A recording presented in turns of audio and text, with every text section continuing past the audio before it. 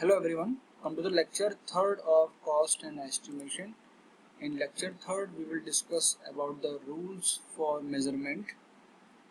In rules for measurement के लिए हम एक IS कोड को फॉलो करते हैं कॉस्ट एंड एस्टिमेशन में, जिसका नाम है IS 1200। IS 1200 और इसके साथ साथ हम एक और फॉलो करते हैं, वो होता है डेली रीड शेड्यूल। उसके अकॉर्डिंग हम जो भी मेजरमेंट होता है बुकिंग के लिए, कुछ भी कॉन्ट्रैक्ट को बुकिंग करने के लिए, उसके लिए हम डेली रेट शेड्यूल को फॉलो करते हैं। और साथ ही साथ हम जो IS 1200 वाला कोड है उसको भी हम फॉलो करते हैं।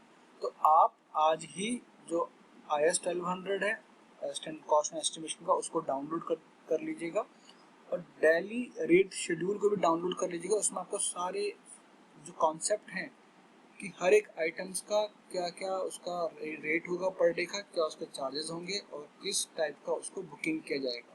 ओके, तो यहाँ पे कुछ रूल्स है मेजरमेंट के कि कुछ जो भी आइटम्स होगा उसको मेजर कैसे करना है, उसका रूल्स वगैरह क्या होगा। तो जो फर्स्ट रूल है वो है measurement shall be made for finished item of work and description of each item shall include material, transportation, labour, fabrication, tools, plant and all types of overhead. जो भी आप मेजरमेंट करेंगे वो एक कंप्लीट फिनिश्ड वर्क का करोगे, और जो भी उसमें आप इंक्लूड करोगे मेजरमेंट में वो होगा मटेरियल का cost, transportation cost, labour cost, fabrication cost, tools का, प्लांट का, जितने भी ओवरहेड एक्सपेंसेस है उनको भी आप ऐड करोगे। ओके, शेप, साइज और स्पेसिफिकेशन ये जरूर आपको मेंशन करना होता है मेजरमेंट में। सपोज दैट आप कोई ब्रिक वर्क का मेजरमेंट कर रहे हो, 10 मीटर लेंथ है ब्रिक वर्क का और 3 मीटर हाइट है, तो उसका थिकनेस भी होगा। अगर 9 इंच की मोटी दीवार है तो इसका 0.24 या जो भी इसका रिक्वायरमेंट होगा थिकनेस का, वो सब आपको ऐड करना है। लेकिन जब भी आप कोई लेंथ ले रहे हो तो उसका शेप भी उसमें मेंशन करोगे, साइज भी उसमें मेंशन करोगे और स्पेसिफिकेशन भी।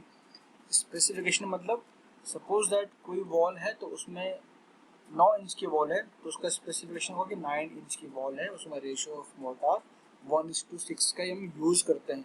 तो जो में रेशियो ऑफ मोटार लगा हुआ है उसको भी आपको मेंशन करना होता है। और जो quality of brick work, first class brick है, सेकंड क्लास ब्रिक है, थर्ड क्लास ब्रिक है, जो भी आपने ब्रिक उसमें यूज किया है उसको भी आप मेंशन करोगे।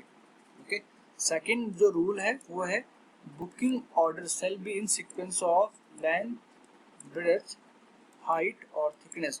पहले आप लेंथ लोगे किसी भी आइटम का, देन विड्थ लोगे, उसके बाद आप उसको हाइट और डेप्थ, उसके बाद आप हाइट और डेप्थ लोगे। जो भी सीक्वेंस है किसी भी आइटम का बुकिंग का वो है L/B/H।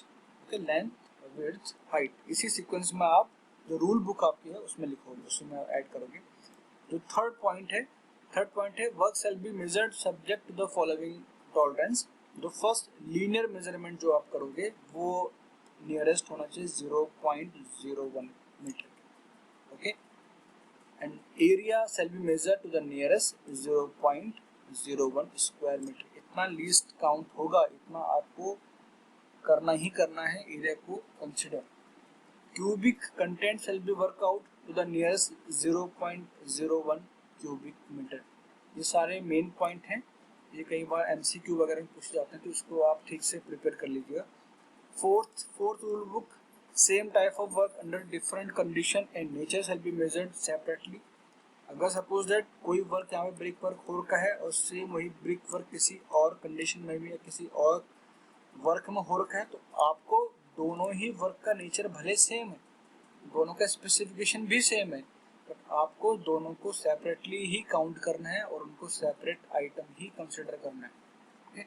उनको आपको रूल बुक में जो भी आपका एस्टिमेशन बुक होगा उसमें आपको अलग अलग एंट्री करनी है दोनों के लिए, अगर दोनों सेम स्पेसिफिकेशन और सेम नेचर के भी हैं तो भी। ओके, फिफ्थ पॉइंट है the bill of quantities shall fully describe the material, proportion, workmanship and जो भी उसमें आप एंड एग्जीक्यूशन ऑफ वर्क, ये सब आप उसमें इंक्लूड करोगे। जो भी आप बिल फाइनलाइज करोगे उस बिल फाइनलाइज वैल्यू बिल में आपको मटेरियल का quality and proportion of material, workmanship, okay, और जो भी एग्जीक्यूशन का जो मेथड था वो आपको सारे उसमें मेंशन करने होते हैं।